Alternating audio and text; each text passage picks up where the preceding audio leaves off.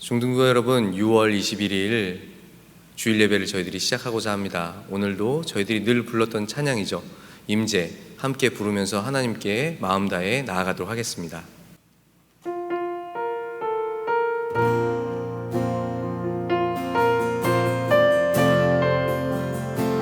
전심으로 함께 찬양 올려드리겠습니다. 하늘의 문을 여소서.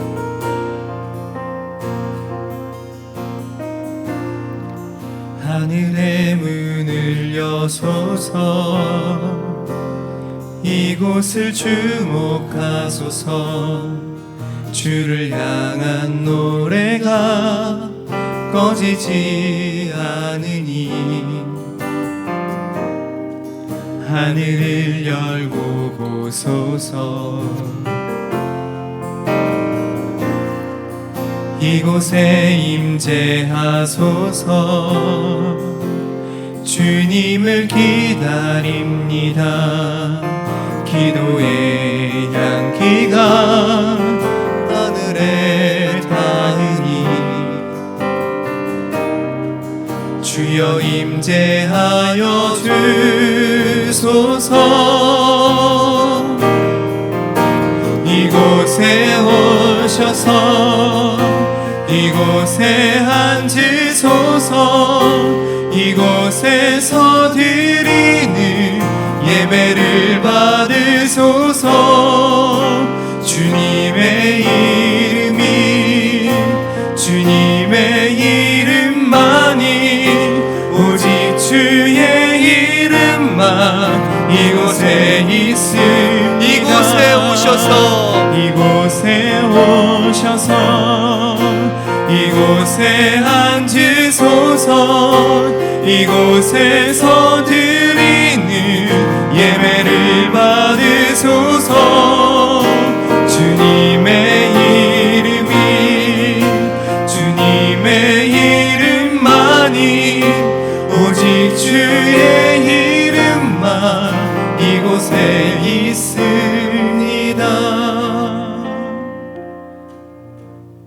하나님 아버지, 참 감사합니다. 오늘도 거룩한 주일을 맞이하여서 우리 중등부 친구들이 각자의 처소에서 예배할 수 있는 그 은혜를 허락해 주신 것 참 감사합니다. 저희들이 여전히 영상으로 예배하지만 늘 고백하였던 것처럼 주님 이 자리에 임재하여 주셔서 저희들이 영과 진리로 예배하는 시간 될 수 있도록 인도하여 주시옵소서.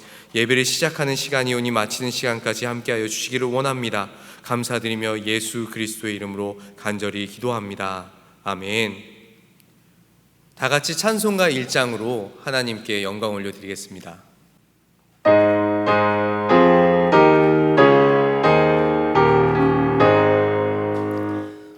만복의 근원 하나님, 온 백성 찬송 드리고 저 천사여 찬송하세.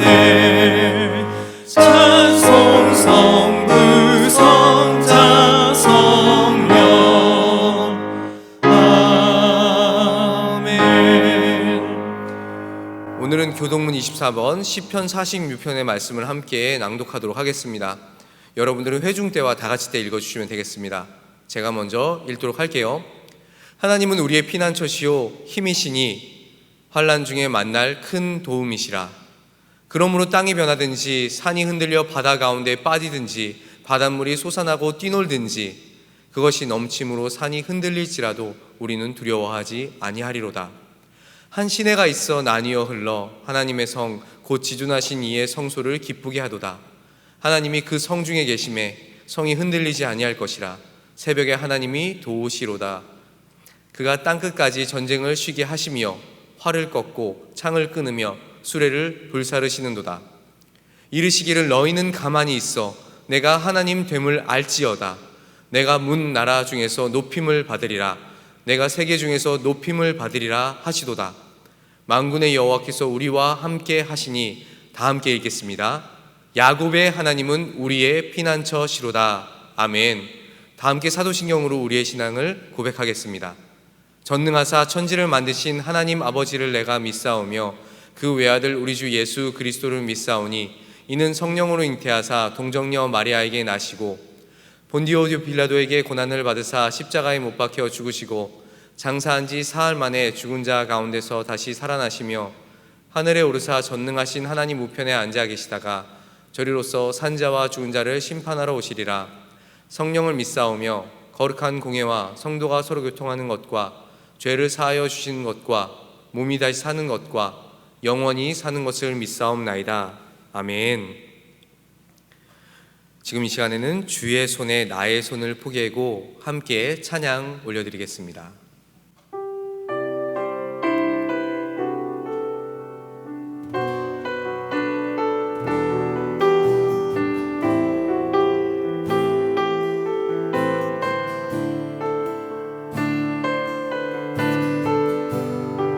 주보혈 날 정결케 하고 주보혈 날 정결케 하고 주보혈 날 자유케 하니 주 앞에 나 예배하는 이 시간 나의 모든 것을 주께 드리네. 주의 손 날 위에 찢기셨고 주의 발 날 위해 박히셨으니 이제는 내가 사는 것이 아니요 오직 주를 위해 사는 것이라.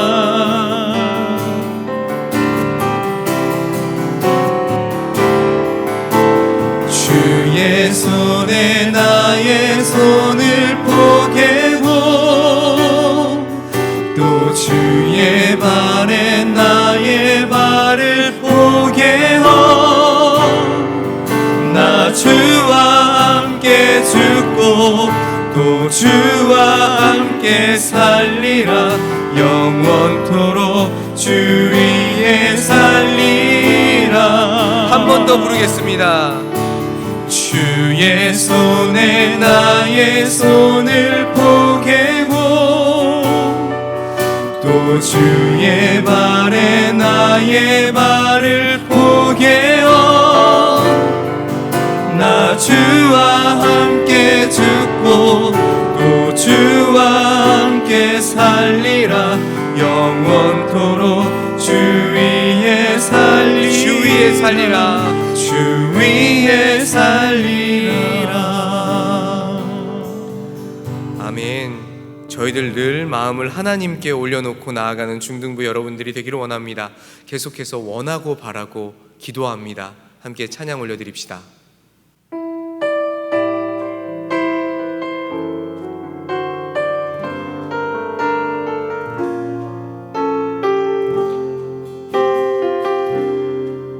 세상을 살아가는 동안에 이 세상을 살아가는 동안에 나의 힘을 의지할 수 없으니 기도하고 낙심하지 말 것을 주께서 참 소망이 되심이 하나님의 꿈이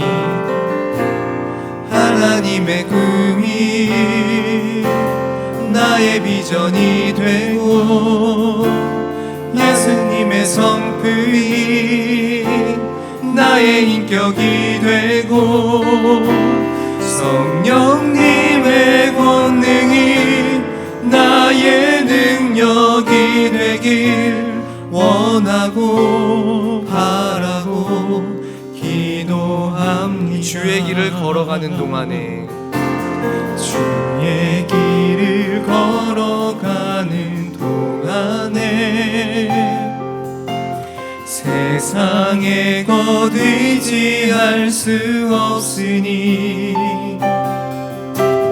감사하고 낙심 의심하지 말 것을 주께서 참 기쁨이 되심이라.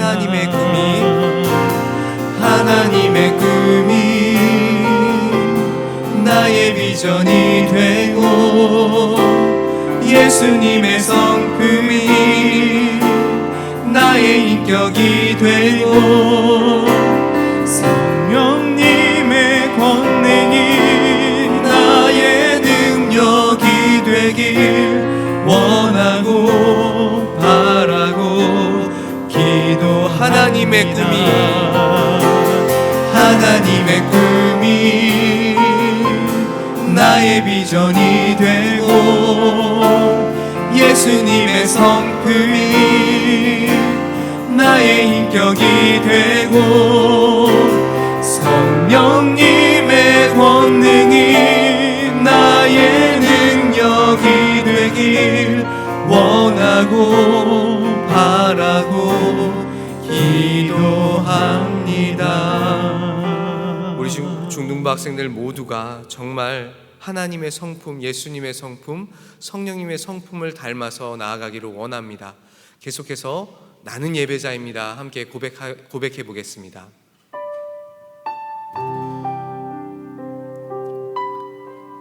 이 가사의 고백처럼 저희들 전심으로 함께 고백하며 나아가겠습니다. 나는 하나님을 예배하는 예배자입니다. 나는 하나님을 예배하는 예배자입니다.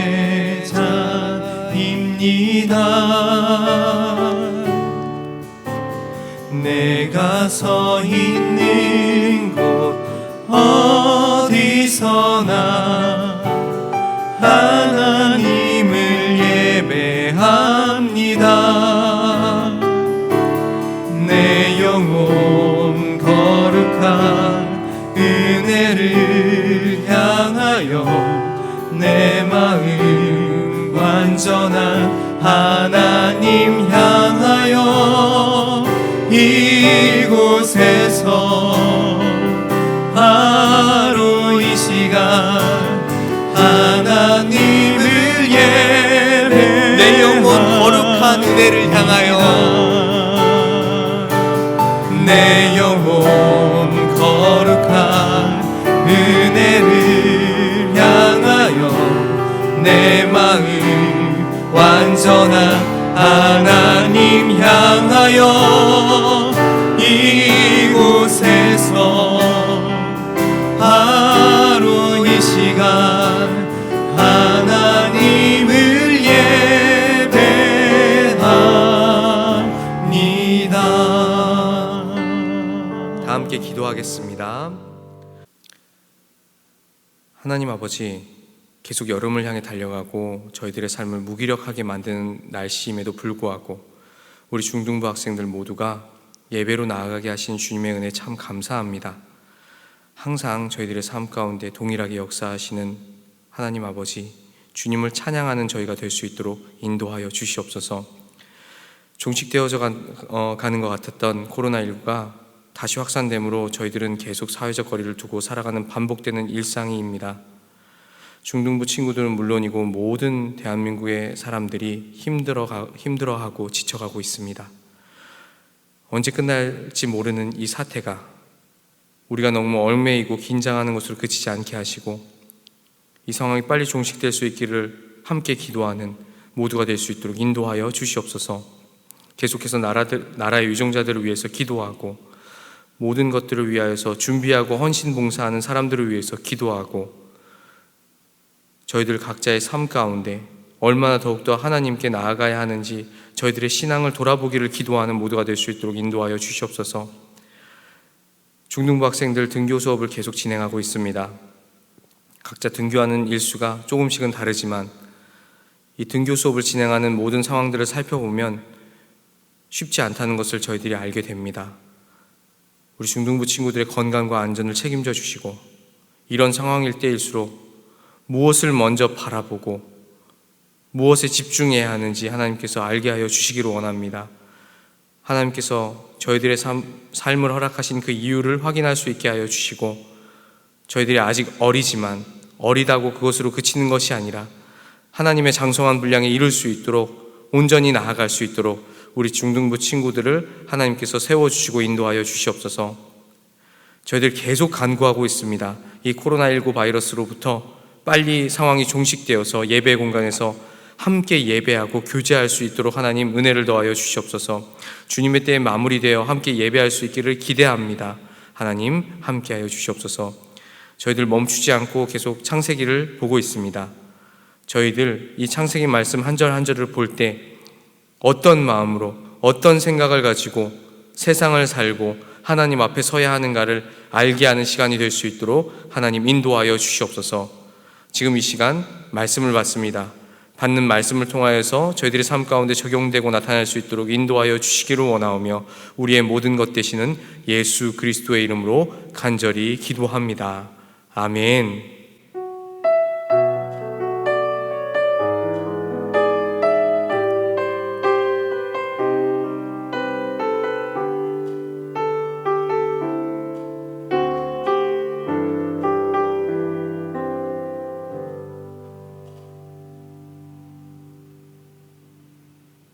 오늘 우리에게 주신 하나님의 말씀 함께 살펴보도록 하겠습니다. 오늘은 창세기 25장 19절부터 34절까지의 말씀입니다. 창세기 25장 19절부터 34절까지의 말씀입니다. 제가 가진 성경으로는 구약 34쪽에 있어요. 창세기 25장 19절부터 34절까지 조금 길지만 저희들이 한 목소리로 함께 읽어보겠습니다. 시작. 아브라함의 아들 이삭의 족보는 이러하니라. 아브라함이 이삭을 낳았고 이삭은 40세에 리브가를 맞이하며 아내를 삼았으니 리브가는 밧단 아람의 아람 족속 중 부두엘의 딸이요 아람 족속 중 라반의 누이였더라. 이삭이 그의 아내가 임신하지 못하므로 그를 위하여 여호와께 간구하매 여호와께서 그의 간구를 들으셨으므로 그의 아내 리브가가 임신하였더니 그 아들들이 그의 태 속에서 서로 싸우는지라. 그가 이르되 이럴 경우에는 내가 어찌할꼬 하고 가서 여호와께 묻자온대 여호와께서 그에게 이르시되 두 국민이 내 태중에 있구나. 두 민족이 내 복중에서부터 나누이리라. 이 족속이 저 족속보다 강하겠고 큰 자가 어린 자를 섬기리라 하셨더라. 그 해산 기한이 찬즉 태에 쌍둥이가 있었는데 먼저 나온 자는 붉고 전신이 털옷 같아서 이름을 에서라 하였고 후에 나온 아우는 손으로 에서의 발꿈치를 잡았으므로 그 이름을 야곱이라 하였으며 리브가가 그들을 낳을 때에 이삭이 60세였더라. 그 아이들이 장성함에 에서는 익숙한 사냥꾼이었으므로 들 사람이 되고 야곱은 조용한 사람이었으므로 장막에 거주하니 이삭은 에서가 사냥한 고기를 좋아하므로 그를 사랑하고 리브가는 야곱을 사랑하였더라. 야곱이 죽을 쑤었더니 에서가 들에서 돌아와서 심히 피곤하여 야곱에게 이르되 내가 피곤하니 그 붉은 것을 내게 먹게 하라 한지라. 그러므로 에서의 별명은 에돔이더라. 야곱이 이르되 형의 장자의 명분을 오늘 내게 팔라. 에서가 이르되 내가 죽게 되었으니 이 장자의 명분이 내게 무엇이 유익하리요. 야곱이 이르되 오늘 내게 맹세하라. 에서가 맹세하고 장자의 명분을 야곱에게 판지라. 야곱이 떡과 팥죽을 에서에게 주매 에서가 먹으며 마시고 일어나 갔으니 에서가 장자의 명분을 가볍게 여김이었더라. 아멘. 우리는 지난주에 아브라함이 죽어서 열조로 돌아가고 이 돌아가는 장면을 통해서 하나님께서 끝까지 함께 하신다, 이런 말씀의 제목을 가지고 저희들이 함께 살펴봤었죠. 그 과정에서 아브라함의 아들들 이스마엘, 이삭 그리고 6명의 자녀들이 등장을 하는데 오늘은 족장 이야기에서 중요한 이삭의 자녀들 이야기를 저희들이 살펴보려고 합니다. 19절 말씀을 볼까요? 이삭의 족보를 설명하기 시작해요. 제가 다시 한번 읽을게요. 아브라함의 아들 이삭의 족보는 이러하니라.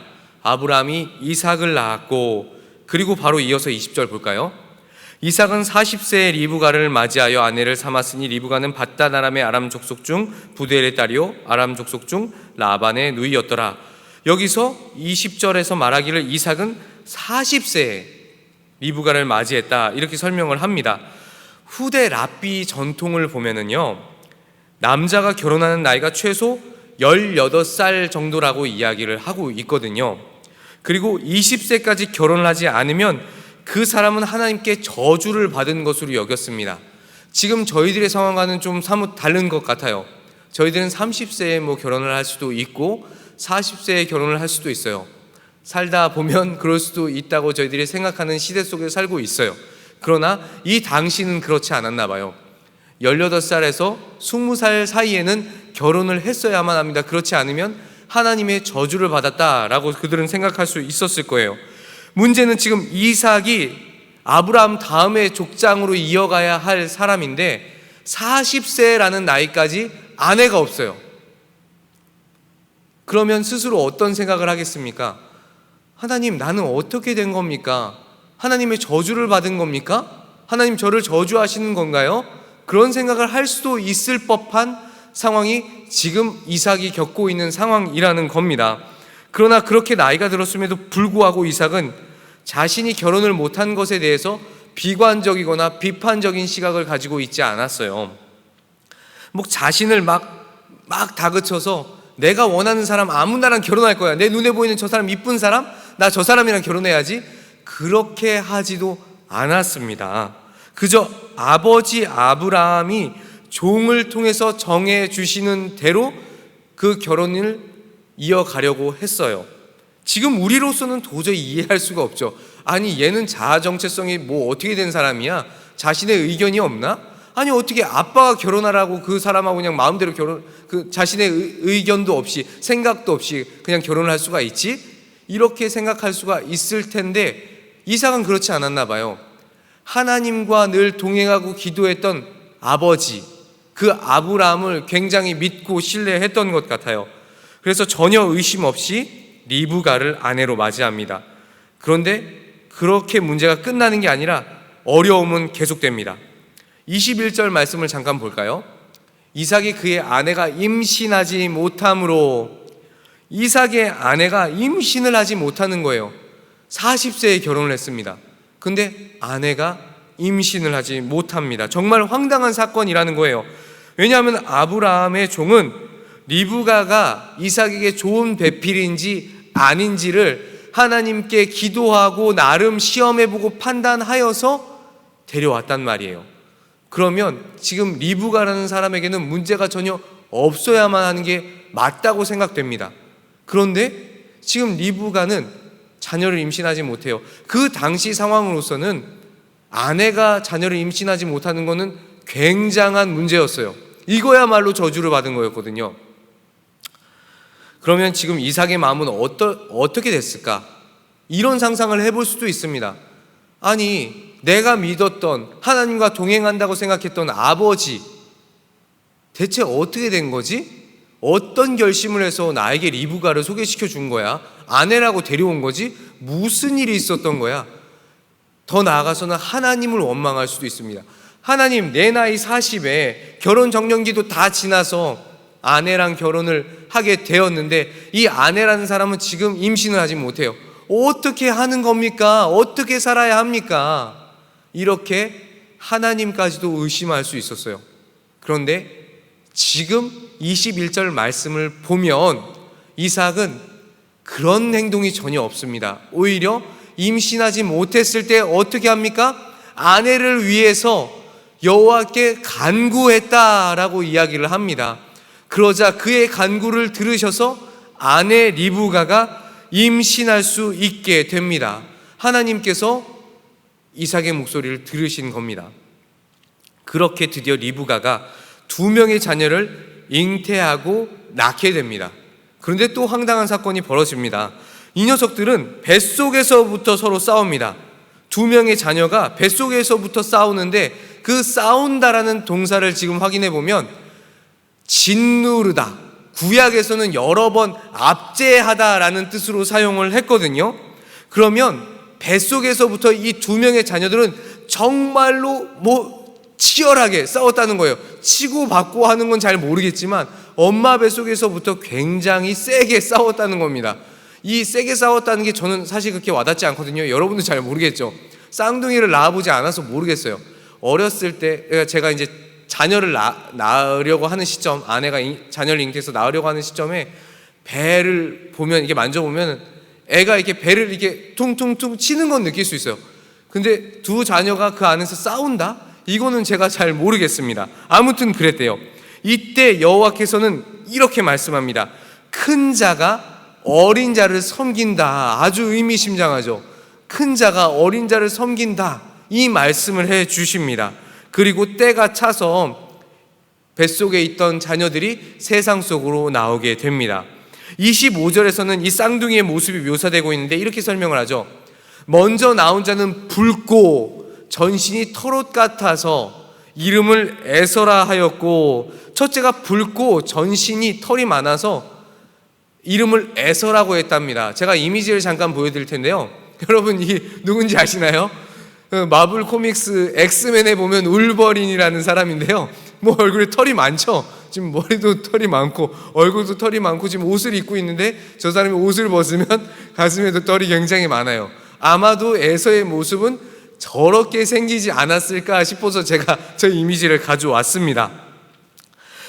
이 피부가 붉다, 에서의 피부가 붉다라는 표현은 훗날 에돔이라는 나라의 기원이 되는 것으로 성경학자들은 설명을 합니다. 이 붉다는 것에 대한 이야기는 더 많은 이야기들을 저희들이 할 수 있는데 이것은 지금은 하지 않고 일단 넘어가 볼게요. 26절을 보면 이렇게 말씀이 나오죠. 후에 나온 아우는 손으로 에서의 발꿈치를 잡았으므로 그 이름을 야곱이라 하였으며 리브가가 그들을 낳을 때 이삭이 60세였더라. 이후에 나온 동생은 손으로 에서의 발꿈치를 잡고 나왔답니다. 발꿈치를 잡고 나왔다라는 뜻을 가지고 야곱이라는 이름으로 지어진 것 같습니다. 이처럼 형 에서는 외모에 따라서 몸이 털이 많고 붉기 때문에 에서라고 지었고요. 그리고 야곱은 그의 행동에 따라서 어떤 행동을 하죠? 그냥 발꿈치를 잡고 태어났다. 이 행동에 따라서 이름을 지었습니다. 그리고 27절을 볼게요. 이 두 명의 자녀들이 큽니다. 이 두 아이들이 장성함에 에서는 익숙한 사냥꾼이었으므로 사냥꾼이 되죠. 들 사람이 되고 야곱은 조용한 사람이었으므로 장막에 거주하니, 이 두 자녀들이 커서 진행되는 이야기를 지금 27절에서는 담고 있는데요. 이 이야기는 마치 이스마엘과 이삭의 이야기처럼, 그 형제 이야기처럼 설명을 하고 있습니다. 이제 야곱과 에서 두 형제 간의 경쟁 관계가 시작된다는 것을 27절에서는 알려주고 있어요. 한 어머니에게서 태어났습니다. 그렇지만 이 둘의 성품은 완전히 달라요. 여러분들 중에도 형제 자매가 있는 친구들이 있죠. 그러면 똑같은 부모님 뱃속에서 나왔지만, 어머니 뱃속에서 나왔지만 성격이 굉장히 다를 수 있어요. 누구는 굉장히 활발하고, 누구는 조금 조용하고, 누구는 좀 더 우악스럽고, 누구는 좀 더 상냥하고, 뭐 이런 식으로 다를 수가 있다는 거죠. 에서는 익숙한 사냥꾼, 야곱은 조용한 사람, 이렇게 성경에서 설명을 해주고 있어요. 방금 저희가 보는 이 성경 버전은요, 개역 개정 버전이거든요. 저희들은 개역 개정을 계속 보고 있어요. 근데 이 성경을 보면 야곱을 조용한 사람이라고 설명을 해 놓았는데, 원어적으로 살펴보면 히브리 말로는 이시탐이라고 말을 합니다. 이 이시탐이라는 말은 다른 말로는 집에 머물기를 좋아하는 온전한 사람이라고도 해석이 가능해요. 그리고 이시탐이라고 했는데, 이시라는 단어는 사람 또는 남자라는 뜻이거든요. 이제 탐이라는 단어는 이렇게 나옵니다. 정직 또는 청결한 사람. 그러니까 보통 정직하거나 도덕적으로 청렴한 사람, 다른 말로 흠이 없는 사람을 뜻하는 거예요. 그러니까 성경에서는 이 야곱이라는 존재를, 이 자녀를 굉장히 좋게 표현한 거죠. 야곱은 흠을 잡을 데가 없는 사람이다 라고 좋게 표현을 해요. 표현 자체가 좋습니다. 나중에 야곱의 삶을 보면 흠 잡을 때 겁나 많아요. 겁나 많은데 지금 이 성경에서는 그렇게 하나님께서 말씀을 하고 계십니다. 28절부터 이삭과 리브가를 통해서 사람의 마음이 어떤지를 보여줍니다. 다 같이 28절 말씀을 한번 다 같이 읽어볼게요. 시작. 이삭은 에서가 사냥한 고기를 좋아하므로 그를 사랑하고 리브가는 야곱을 사랑하였더라. 아멘. 두 부모의 편애가 아주 명확하게 드러나고 있습니다. 아빠인 이삭은 에서를 사랑하였고 엄마인 리브가는 야곱을 좋아했다, 사랑했다, 이렇게 표현을 하고 있습니다. 자녀의 성격, 행동, 부모를 향한 마음 등 어떤 다양한 이유들이 있을 수 있습니다. 그렇지만 그 이유가 어떠했든지 하나님께서 보내주신 자녀를 한 명만 편애하는 것은 그건 결코 하나님께서 원하시는 마음이 아닐 겁니다. 그 편애로 인해서 이 차남, 둘째인 야곱이 어떤 일을 일으키게 될지, 그리고 야곱에게 에서는 어떤 행동을 하게 될지 이 부모들은 전혀 몰랐던 거예요. 이삭과 리브가는 전혀 모르고 내가 좋은 것만 하면 돼, 이런 마음으로 자녀들을 편애했어요. 29절과 30절 말씀은 재밌습니다. 그리고 굉장히 아이러니컬한데요. 본문 같이 읽어볼게요. 29절과 30절 말씀입니다. 같이 읽을게요. 시작. 야곱이 죽을 쑤었더니 에서가 들에서 돌아와서 심히 피곤하여 야곱에게 이르되 내가 피곤하니 그 붉은 것을 내가 먹게 하라. 먹게 하라 한지라. 그러므로 에서의 별명은 에돔이더라. 야곱이 집에서 죽을 씁니다. 죽을 막 쑤어요. 죽을 만들었어요. 에서가 들에서 이제 돌아옵니다. 막 사냥을 하다 돌아왔어요. 돌아왔는데 피곤하다고 이야기를 해요. 야곱이 쏜 그 붉은 죽을 먹게 해달라고 요청을 해요. 야곱이 죽을 쑤었다라는 이 단어, 쑤었다, 만들었다라는 단어의 원형을 보면 히브리어로는 지드라는 단어인데요. 여러분 히브리어 제가 지금 막 썰라썰라 하는 거 다 잊어버려도 돼요. 근데 어떤 의미로 얘기했는지만 확인하면 됩니다. 이 지드라는 단어는 준비하다라는 동사로 저희들이 해석할 수 있어요. 준비하다. 이 동사를 사용해서 야곱이 죽을 만든 일, 죽을 쓰는 일이 마치 에서가 들에 나가서 사냥하는 일과 비슷한 일이다 라는 식으로 성경은 지금 이야기를 하고 있는 겁니다. 어떻게 죽 쓰는 일을 하고 사냥을 하는 일이 같을 수가 있겠어요? 그 동물을 잡기 위해서 얼마나 숨어 있고 매복하고 아니면 같이 달려가면서 활을 쏘고 창으로 던지고 그랬겠습니까? 이 어려운 일을 했던 에서가 지금 동일하게 야곱의 일과 비교되고 있는 겁니다. 아주 희한한 상황이라니까요. 저는 이런 성경을 볼 때마다 성경 단어를 막 살펴보면 야, 이거 정말 재밌다. 뭐 죽을 수 없다는 단어 하나만으로 성경은 사실 야곱과 에서의 일을 비슷하게 표현하고 있네? 라고 저는 깨닫고 즐거워하는데 여러분은 또 아무 감정이 없죠. 아이, 뭐 강도사가 또 뭐라 그러는 거야. 뭐 이렇게 말을 길게 또 그런 얘기를 하면 또 저는 슬픕니다. 자, 이렇게 어려운 얘기 같지만 성경을 하나하나 살펴볼 때 여러분들이 조금 즐거웠으면 좋겠어요. 이어지는 32절을 한번 보겠습니다. 32절을 보면 에서가 이르되 내가 죽게 되었으니 이 장자의 명분이 내게 무엇이 유익하리요?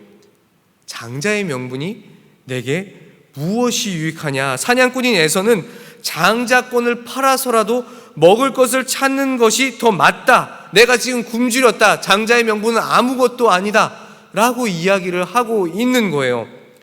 사냥꾼, 동물을 잡아서 먹고 사는 사냥꾼이 배가 고프다니, 이 말도 아이러니컬합니다. 굉장히 역설적인 표현이에요. 죽을 쓰는 사람이랑 사냥꾼이랑 비슷하다고 이야기를 하더니 지금 사냥을 하고 온 사람이 사냥은 제대로 못하고 배가 고프다. 이 상황도 굉장히 황당한 상황이라는 거예요. 에서가 사냥감을 얻지 못한 것이 정확히 왜인지 나와 있진 않지만 우리가 계속 말했던 것처럼 사냥꾼의 일이 죽을 쓰는 일과 아니면 어쩌면 죽을 쓰는 일보다 못하다는 식으로 이야기를 할 수도 있다는 거예요. 그리고 31절부터 본문의 내용이 굉장히 고조가 됩니다. 31절 말씀을 보면 이렇게 되어 있습니다. 다 같이 한번 읽어볼게요. 시작. 야곱이 이르되 형의 장자의 명분을 오늘 내게 팔라. 장자의 명분을 오늘 내게 팔아라. 야곱은 이렇게 에서에게 요청을 하고 있어요. 뭐 대단한 일을 하는 것도 아닙니다. 그냥 배고픔을 이기지 못하고 붉은 죽을 달라고 하는 그 에서에게 동생은 지금 이야기를 하고 있어요. 형은 동생에게 죽을 달라고 간청하지만 장자권을 팔라고 할 때 동생은 간청하지 않아요. 그냥 그렇게 해요. 약간 이런 말투로 하는 겁니다. 굉장히 아무것도 아닌 것처럼 말하지만 힘이 있다는 거죠. 이 교환의 조건을 제시하는데 여러분 좀 생각을 해봅시다. 에서라는 사람은 어떤 사람입니까? 제가 느끼는 감정은 아까 여러분들에게 보여드린 그 엑스맨 울버린 같은 느낌입니다. 뭔가 근육도 많고 우락부락하고 털도 많고 힘도 셀 것 같은 느낌이에요. 들에서 행동했던 사람이잖아요. 사냥꾼이잖아요. 그런 사냥꾼에게 지금 야곱은 어때요? 야곱은 그냥 집에 있는 것이 좋은, 그냥 조용히 죽을 쓰고 뭐 어쩌면 책을 보는 것이 좋은 그런 사람이었단 말이에요. 그러면 힘이 있는 자, 힘이 없는 자 두 명이 지금 대립을 하는 상황입니다. 대립도 아니에요. 대립을 하는 것 같은 구도지만 대립이 아니라 지금 힘이 있는 사람이 야곱에게 와서 약한 무릎을 꿇은 거죠. 하나님의 말씀대로 큰 자가 작은 자를 섬기리라. 재미있지 않나요? 또 저만 재밌나요? 지금 큰 자가 와서, 힘이 있는 자가 와서 작은 자에게 네가 가지고 있는 죽을 나에게 줘라. 그러면 내가 너에게 장자권을 줄게. 약간 이런 느낌이라는 겁니다. 저만 재밌는 것 같습니다. 야곱이 이런 사용했던 방법, 장자권을 양도할 수 있는가, 이렇게 먹을 것을 줘서 장자권을 양도받을 수 있는가 없는가에 대한 내용은 성경에 전혀 나와 있지 않아요. 나중에 내용을 그냥 확인해 보면 그 방법을 하나님께서 받아들여 주셔서 장자권이 인도되는 것처럼 설명이 됩니다. 우리가 생각할 수 있는 건 하나님께서 계획하신 방법이라면 우리가 이해하기 어려운 방법이라도 그 일은 반드시 이루어진다는 것이죠. 32절부터 34절까지의 내용을 보면 에서는 자신이 죽게 됐다고 해서 과장을 해요. 내가 죽게 되었어, 나는 굶어 죽게 되었어 라는 느낌입니다. 그래서 장자권을 포기하고 붉은 죽, 나중에는 이 붉은 죽이 팥죽이라고 설명이 되거든요. 팥죽을 얻어먹게 됩니다. 자신에게 특별하게 주어진 장자권을 배가 고프다는 이유로 쉽게 포기해 버립니다. 여기서 우리는 성경에서 말하는 장자권이 얼마나 중요한지를 조금 살펴보면 좋을 것 같아요. 신명기에 이 말씀이 있습니다. 신명기 21장 15절부터 17절까지의 말씀인데요. 말씀이 조금 길어요. 천천히 한 목소리로 함께 읽어봅시다. 시작. 어떤 사람이 두 아내를 두었는데 하나는 사랑을 받고 하나는 미움을 받다가 그 사랑을 받는 자와 미움을 받는 자가 둘 다 아들을 낳았다 하자.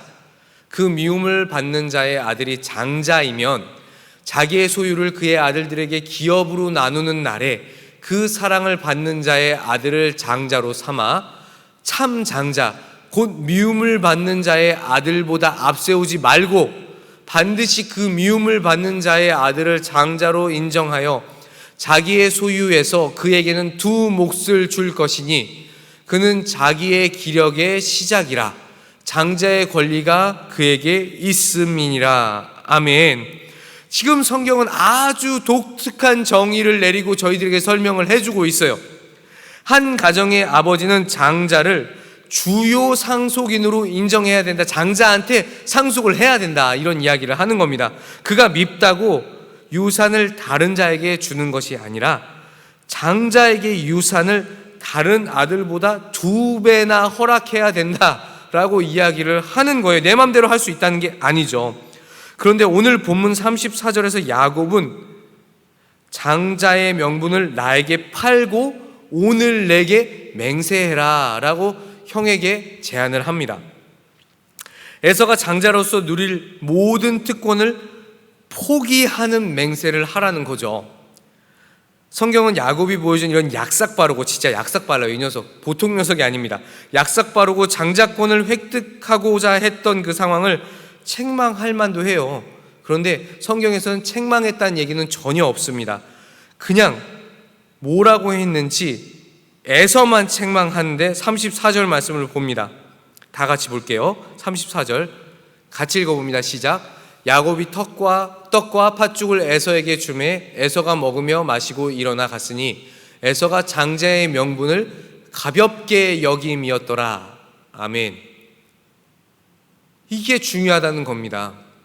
야곱이 약삭빠르게 그 장자권을 뺏으려고 했던 행동을 책망하지 않고요, 장자권, 그것을 가볍게 여긴다는 것 자체를 책망하고 있다는 거예요.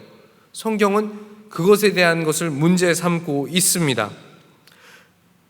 이것은 단순히 물질적인 풍요로움을 버리는 뿐만이 아니라 하나님께서 육신의 아버지를 통해서 받을 수 있는 그 영적인 축복 선언까지도 포기하는 그런 이야기라는 거예요.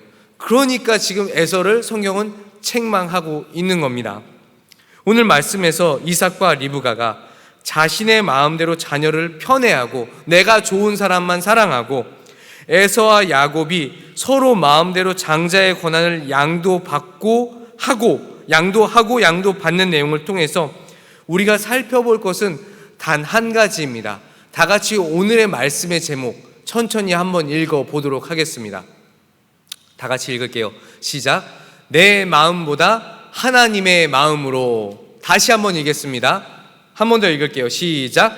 내 마음보다 하나님의 마음으로.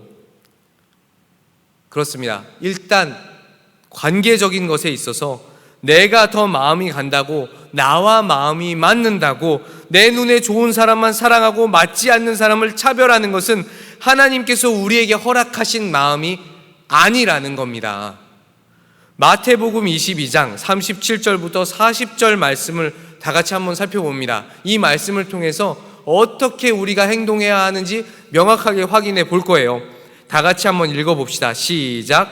예수께서 이르시되 내 마음을 다하고 목숨을 다하고 뜻을 다하여 주 너의 하나님을 사랑하라 하셨으니 이것이 크고 첫째 되는 계명이요 둘째도 그와 같으니 내 이웃을 내 자신같이 사랑하라 하셨으니 이 두 계명이 온 율법과 선지자의 강령이니라.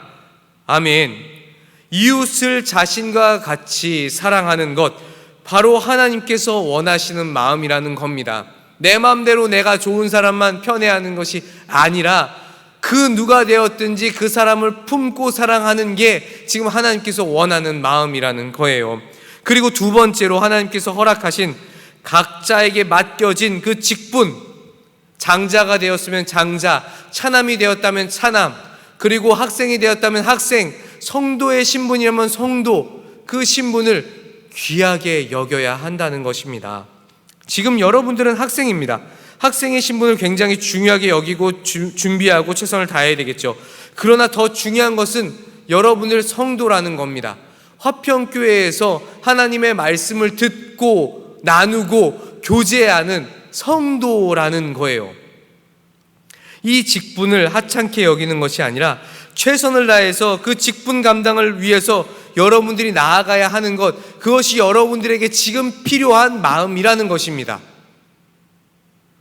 우리 중에 누군들 내가 원하는 대로 하고 싶지 않겠습니까? 놀고 싶은 대로 놀고, 쉬고 싶은 대로 쉬고, 그냥 책 보고 싶을 때 책 보고, 여러분 만화책 좋아합니까? 만화책도 보고, 짤도 보고, 유튜브 보고, 내가 하고 싶은 것 하고 싶겠죠. 그리고 나와 성향이 맞지 않는다면 귀찮게 맞추는 것보다 그냥 그 사람 버리고 내 맘대로 사는 게 훨씬 편한 삶이잖아요. 맞아요. 그게 맞습니다. 그런데 요즘은 그런 삶 가운데 사는 게 맞다고 이야기를 하면서도 사실 세상은 그게 맞지 않아요. 왜 그렇습니까? 모두와 관계가 좋고 삶에서 최선을 다함으로써 여러분들의 삶의 가치가 세상 속에서 뚜렷이 나타난다는 것을 세상 속에서 저희들이 알 수 있거든요. 좋은 평가를 받잖아요. 내가 좋은 사람만 품는 게 아니라 내가 이런저런 사람들까지도 정말 좋은 마음으로 품고 내가 해야 할 것들은 또 최선으로 하는 것, 그러면 그 사람은 정말 대단한 사람이라고 평가받을 수 있게 되는 것입니다. 요즘은 대한민국도 패션 관련해서 패션 왕국입니다. 굉장히 상위에 있는 나라예요. 패션 피플, 페피라고 하죠. 패션 피플이 굉장히 많은 나라인데, 여러분 혹시 빈티지라는 단어 알고 있나요? 알고 있을 것 같아요. 빈티지로 빈티지스러운 룩이라고도 이야기를 하고, 빈티지스러운 위 아우터, 신발, 스니커즈 여러 가지 이야기들도 저희들이 하고 있는데, 이 빈티지라는 단어의 어원은 원래 와인의 원료가 되는 포도주를 수확하고 와인을 만든 해, 그것을 빈티지라고 합니다. 그것을 빈티지라고 하는데, 지금의 빈티지는 현재 일상에서 어느 일정 기간을 사용해도 절대 빛을 잃지 않는 것을 저희들은 의미하고 사용하고 있어요. 요즘에 우리가 사용하는 빈티지라는 단어의 뜻은 그래요. 시간이 지나도 그것이 굉장히 값어치 있는 것, 오래되어도 가치 있는 것, 오래되어도 새로운 것, 그게 빈티지입니다.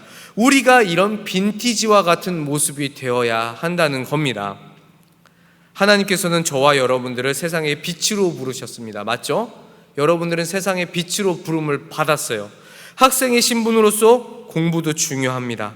하지만 하나님의 모든 것을 위하여서 마음을 다하고 뜻을 다하고 그렇게 하나님을 사랑하는 것, 이웃을 사랑하는 일을 우선하지 않으면 이삭과 리브가처럼 누군가를 편애할 수 있고, 에서와 야곱처럼 서로가 하나님께서 주신 그 중요한 직분을 아무렇지 않게 버려버릴 수 있다는 것입니다.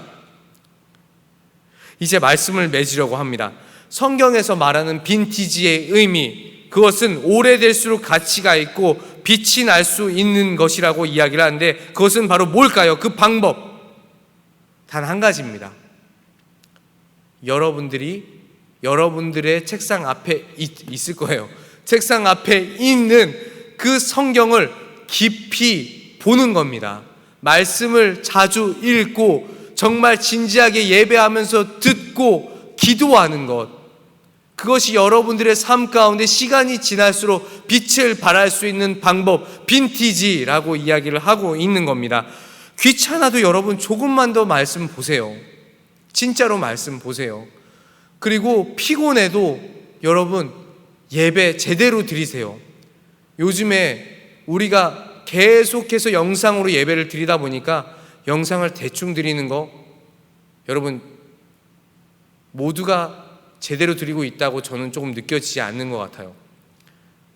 정말 진지하게 예배하십시오. 하나님의 말씀이 여러분들의 삶의 인도자가 된다는 것을 반드시 깨닫는 날이 올 거예요.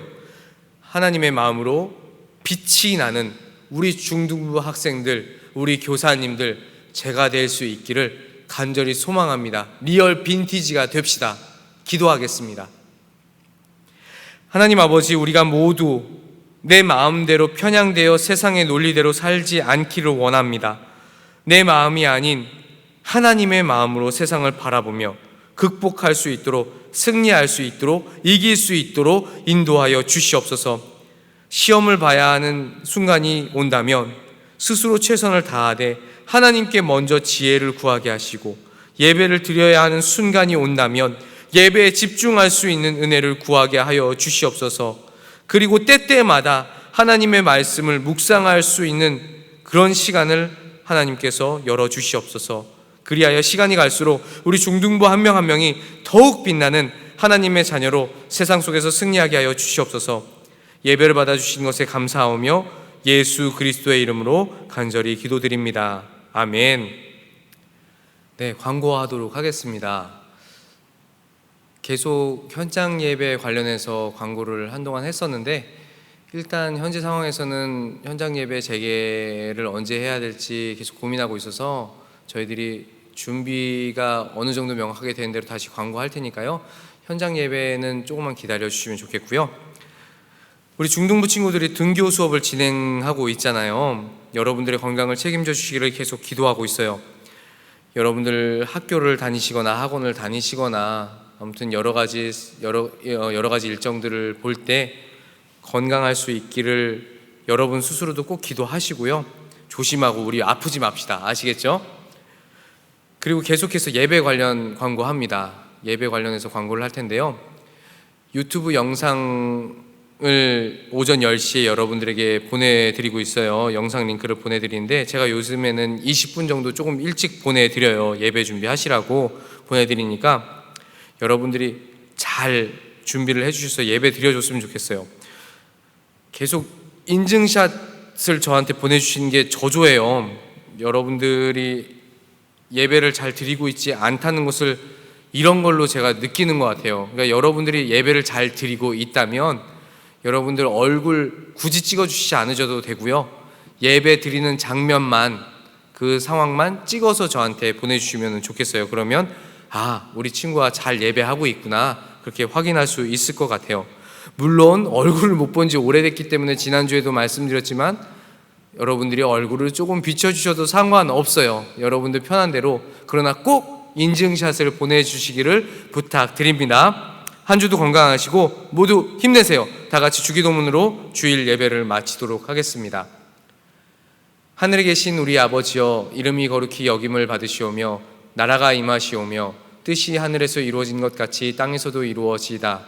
오늘 우리에게 일용할 양식을 주시옵고 우리가 우리에게 죄 지은 자를 사하여 준 것 같이 우리 죄를 사하여 주시옵고 우리를 시험에 들게 하지 마시옵고 다만 악에서 구하시옵소서. 나라와 권세와 영광이 아버지께 영원히 있사옵나이다. 아멘.